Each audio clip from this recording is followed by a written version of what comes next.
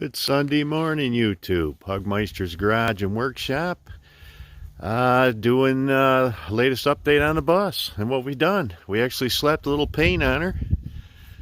I didn't go overboard. I used some Rust-Oleum Gloss Black 2X. Took about 16 cans, but looks better than the old yellow. And seeing as I left the yellow stripes on the windows, and I'm going to end up probably painting the wheels yellow, we changed the name to the Bumble Bus. And I ordered those custom decals offline. They went on pretty good. Nice little pop on the front and the back. And show you what we've done here. Got this old electrical gutter. Mounted it to the front bumper. Painted it.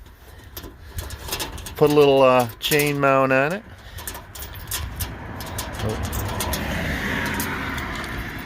And that just kind of keeps it locked. But we keep the old stinky slinky in there because I didn't want to put it inside, so this worked out good. Lock that up.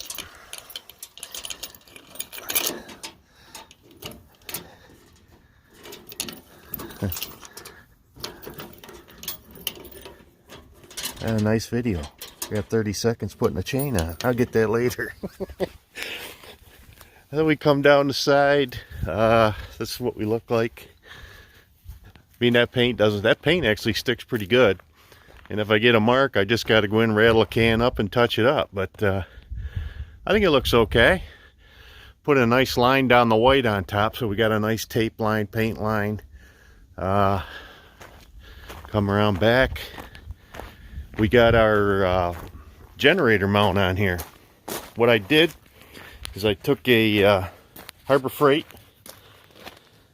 receiver and I bolted it and welded it to the bumper, and that bumper is heavy duty, and then I extended it to a frame piece, and it's not going anywhere. Got a couple old medicine cabinets we found, screwed them on, and that's where my Predator generator goes, and that's strapped with that doghouse I made for it. Plus I got another cover, and of course that's chained for the local scum that try to steal everything that isn't nailed down, but I guess that's another story. But that's where we keep all our cords, because I moved the power inlet back here to a twist lock. So now I got a short jumper that'll just plug into the Predator, or I put my 30-foot cord that I bought, twist lock, and that'll go off to the side. That used to be mounted here. It was one of those push-in cords I got out of a pop-up, but I replaced that with a vent cover, and works pretty good. That patched up nice, hit her with some black paint. Got our toilet vent cover on there, it's her vent, and it moves with the wind, so it keeps the tank ventilated.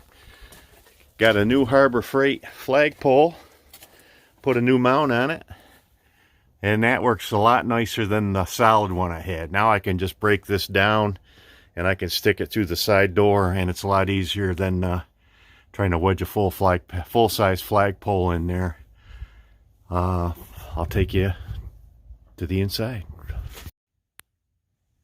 And remember, folks, if you like the videos we make and what we work on around here, please subscribe and like my channel, and we appreciate it. Thank you. Okay, I almost forgot to add on the end here. We added some more screens. Went to Lowe's and got some of those screen kits, and just about every window down through here, except for the emergency windows, now has screens on them. So when I drop that, I mean, you can hear that stereo outside if you've got your chairs and stuff set up out here, but that's good. Lots of ventilation. All right, folks, we're back inside the bus. Did a few upgrades here. Put a little wood trim up here. Kind of accents it with the little cabinets we made. Just a little touch on her, I guess. And we added another 4-channel amp behind this cover up here. Now I've got the head unit I put in on low power, driving these original speakers so it doesn't burn them out. But the 4-channel amp goes to these two big 400 watt 6x9s. Then I added 2 all the way to the back using the old 14 gauge wires that used to go back to the signal lights. It all went here, so I was able to reutilize those without having to run wire. And let me tell you what, it's an ear bleeder in here now. I don't think my wife likes it, but hey. I made a couple covers for the air conditioner outlet, and I just blocked that off for the winter. Just used a piece of 3/4 plywood and painted it, put it on there.